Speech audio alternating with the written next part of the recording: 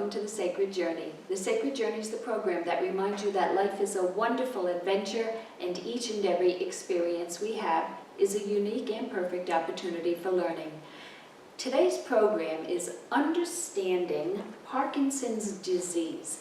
I have with me a doctor of medical Qigong, Suan Armstrong, and we're going to do two shows. This first show is a traditional look at, when I say traditional, what the general public needs to know or understand so far about Parkinson's.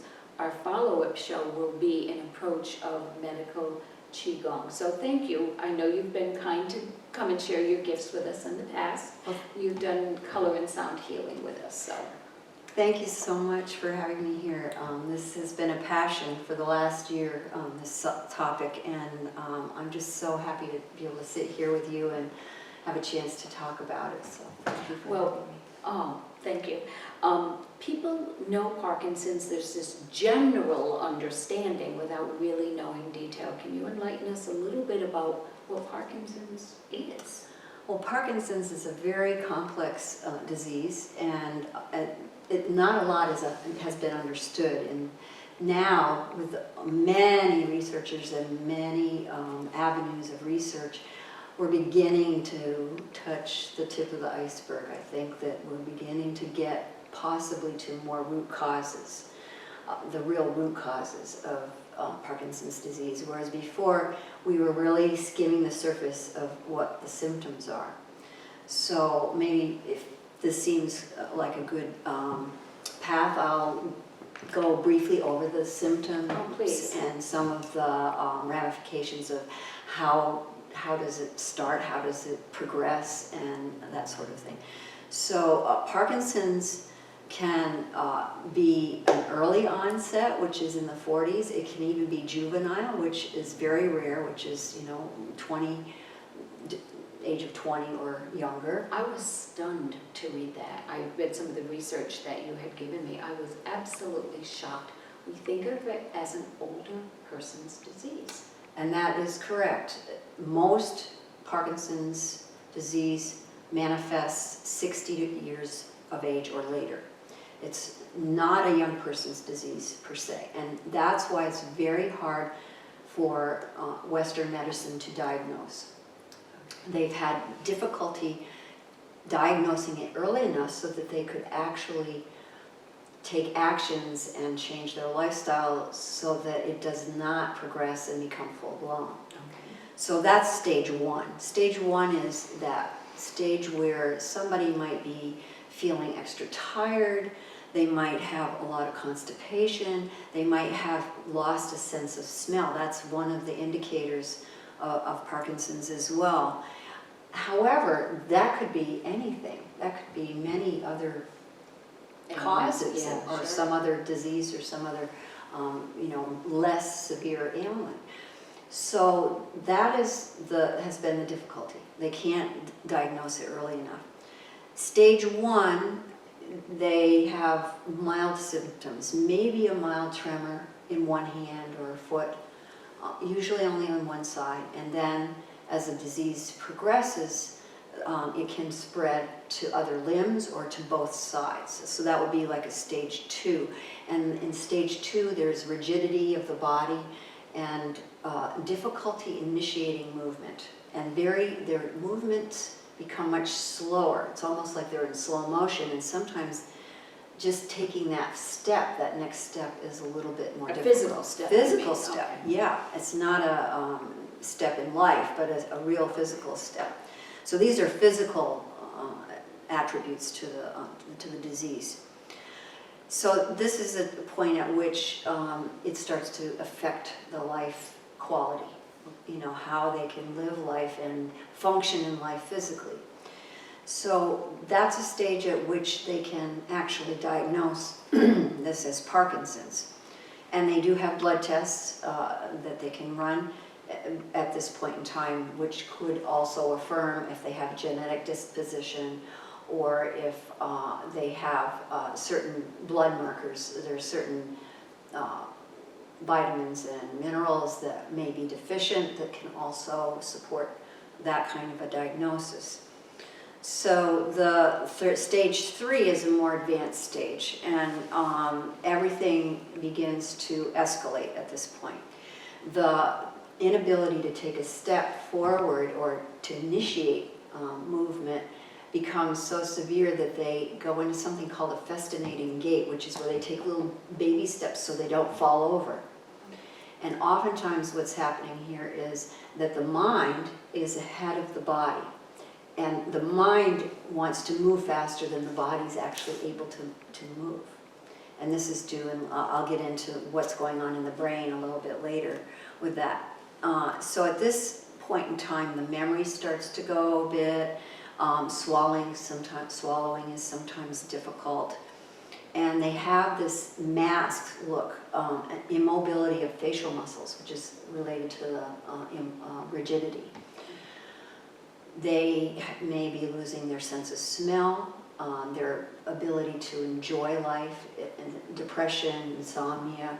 Many of these other symptoms may come in at that point because by this time they're already on the drugs, and the drugs actually bring on other side effects and other symptoms, which are almost as difficult to deal with in life as the initial physical symptoms. And that's why the research and the work you're doing is so exciting and so promising. But I know it will help us to understand Parkinson's before we get into some other treatments and some promising news about it.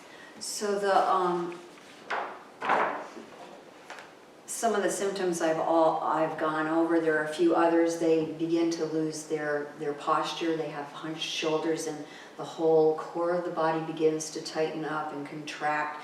The head goes very far forward, and this affects something called the vagus nerve, which runs from the brainstem all the way to all the organs in the body. And so all the organs are starting to be affected by and are not working quite as efficiently anymore because of the posture. And they can also have incontinence and skin disturbances, apathy, and executive brain function. They have a difficult time making decisions in life. So that's pretty much the symptoms. So how does PD develop according to the Western allopathic medical model? So it's a depletion of dopamine. Now, dopamine has often been given the label as the happy hormone. Yeah. Yes, but it also has to do with autonomic motor control and initiation of movement. And that is when these neurotransmitters die in the brain, there is that disconnect. So there's not the loop of communication that goes on in the midbrain, which is here, right in the central part of the brain. There's a loop of communication for motor skills that has to complete there in order for you to move a hand or a finger or turn your head or any movement that is made with the body. So when that disconnect happens, that's when you have the difficulty taking a step forward. The tremors arise. That's from oftentimes from oxidative stress, which is another. They researched that. It causes neurodegeneration, and toxic proteins build up in the brain. It's called asynuclein. It's a very special protein which allows the body to move automatically, your eyes to blink, many different types of movement. And when that becomes aggregated, so they think that what happens is the proteins aggregate, they clump up, so it's like a gumming things up, it gums things up. How do they determine that? Is that through MRI? How can they tell what's going on inside the brain? That is a very interesting question, because until the last few years, they were having difficulty even analyzing that. Now they've discovered that they can analyze the saliva and the tears, and they can find these asynuclein aggregates in the tears and the Wow. saliva. This may be a big breakthrough for diagnosing Parkinson's much earlier, Okay. because it's not just in the brain, it's in the entire, what they call the enteric nervous system, the digestive nervous system, the digestive tract called the enteric nervous system. And this is the gut microbiome. This is a brand new field that's emerged in the last, I would say, 8 years, and is very exciting. And we'll get into that. That's a new area of scientific research where they're discovering that Parkinson's disease does not start in the brain. And this is more functional medicine and not allopathic medicine.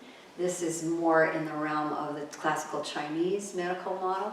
It starts in the gut and not in the brain. And it moves from the gut to the brain through the vagus system, the vagal nerve. I'm smiling because so many forms of energy healing have always known that. So Yes. it's nice that medicine, allopathic medicine, is starting to take a peek at that. They're starting to look Acknowledge. at. Of course, they have to look at it through the lens of scientific proof and knowledge. And what's happening is they're finding that this is absolutely true. And so that's a really wonderful advance for any neurodegenerative disease, Alzheimer's, dementia, MS, ALS. There's a myriad of neurodegenerative diseases that are going to benefit from this scientific knowledge that will actually affirm what the ancients knew like 5,000 years ago. That's pretty extraordinary when you think about it. Yeah, the Chinese medicine, the classical Chinese medicine started 5,000 years ago. A lot of the procedures were developed by about 2,000 years ago. Acupuncture, between many different modalities that we know in contemporary society today, began back in 2000, between 5,000 and 2,000 years ago. So it's ancient, Yeah. and it amazing parallels to think the about. Hindu medical models, Japanese. I mean, they were all exploring similar ideas. I mean, it's the So we're kind of synergy. last with catching up. we are, If well, we could get this. there was a break with this ancient knowledge with modern society. So good, at least. So now At least we're on the right we're page coming around on the circuit. So some other things that can really be very important in the progression or the development of PD is exposure to pesticides. There are communities of farm workers out in California that they are now doing clinical trials with. There is a massive amount of Parkinson's disease that's breaking out in these communities of farm workers who have been overexposed to pesticides. Oh, And that they're- makes my blood boil And because we know what's in the news right now. Exactly. And companies that are in the news now for this Exactly. very thing. And they are proving that these pesticides are initiating the PD. It has nothing to do with the genes. It's purely the pesticides breaking down in the body in a way causing overload in the body that the human body can't tolerate. In this population. In It's that not the population. only cause, that is a cause. That is a cause. Even people who do not work in the pesticide industry or in the farm industry and have even mild exposure, if they have another weak link, that could tip them into the Parkinson's. So eating foods that have been treated Exactly. or inhaling just on a drive with your windows open, I would Right. imagine. Yeah, so air Scary pollution, stuff. water pollution, pollution in our food. So it's all around us and it's challenging our systems. We are super challenged by EMFs, that's another aspect that is going to escalate with the new 5G, and I'll go into that. We'll do a future show on that, because Yeah. I agree with you, that needs to be examined a little bit more closely. We're talking about the Magnetic magnetic frequencies, right, which is all around us in our computers, our tablets, our phones, in the walls of our house. So it's there. It began with Edison and electricity. So another link is exposure to recreational drugs. So psychotropic drugs use, if it was extensive, they have found that's a link also. Injury and trauma to the head. Now you think of Muhammad Ali. He has Parkinson's disease, and he had years and years of trauma to the head. And they have linked, in his case, it to that, his profession. Yeah, so football players, I know they're looking at Football injuries, players, you know, yes. head injuries and. And then the big one that I truly believe is one of the main sources is inflammation in the gut. And that's due to the toxins we just talked about that we ingest in the food. And trying to eat organic and keep as clean a diet as possible is highly recommended. As a matter of fact, functional medicine is treating PD with Parkinson's disease. I call it PD because that's in the scientific literature. They always condense everything down to the smallest word.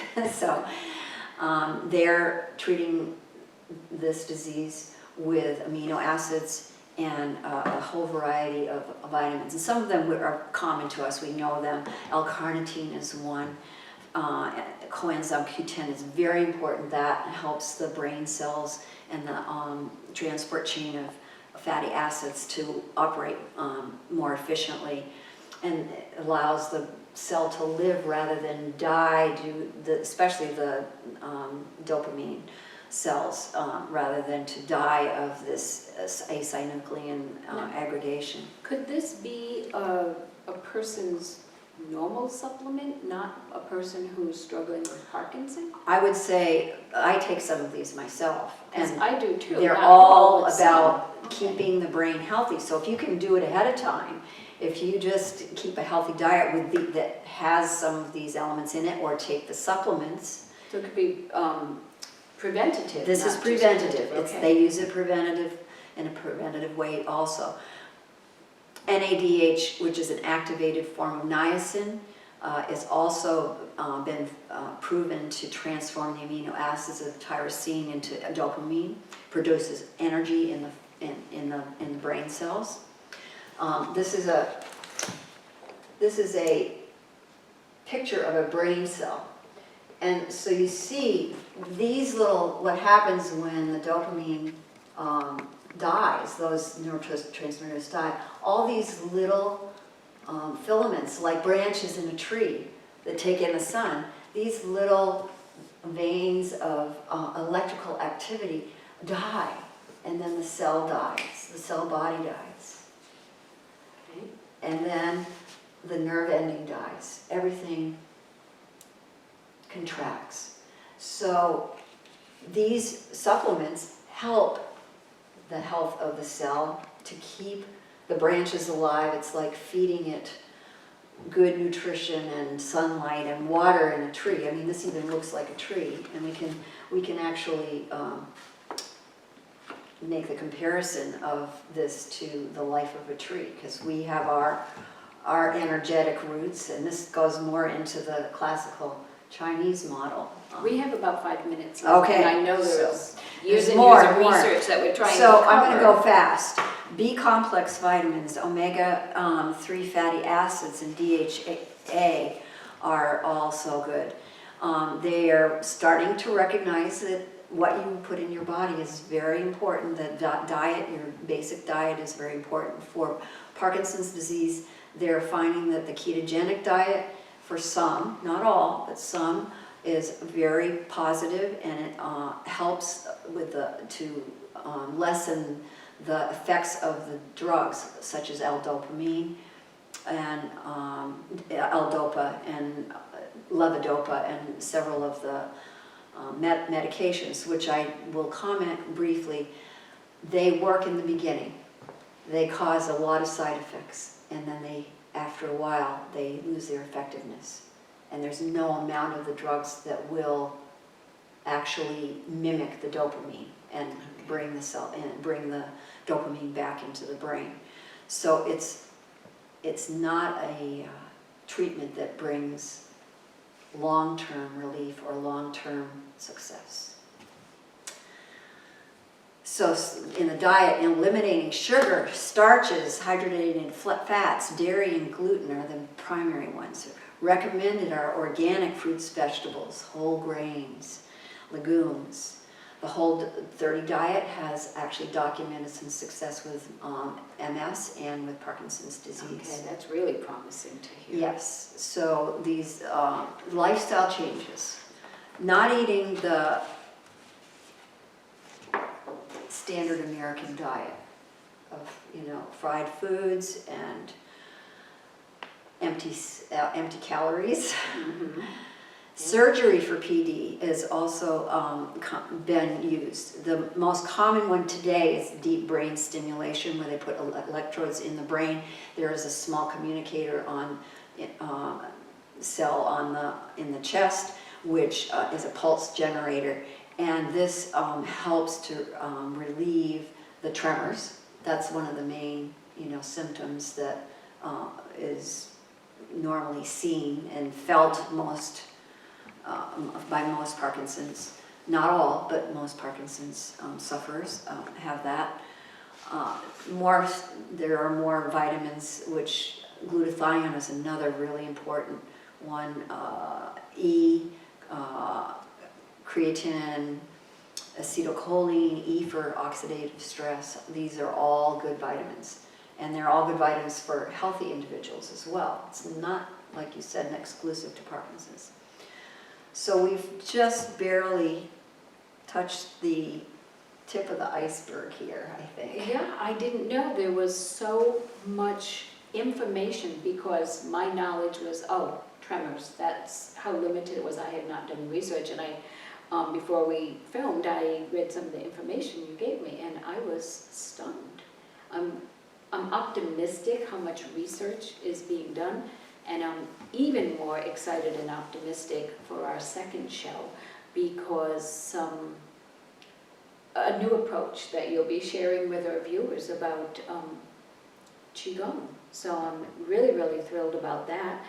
I will share your contact information with our viewers so they'll know how to get more information for this show and for our next show. So thank you so much, Sue-Ann. Thank you so much for having me on. And thank you for joining us on the Sacred Journey. We'll catch you next time.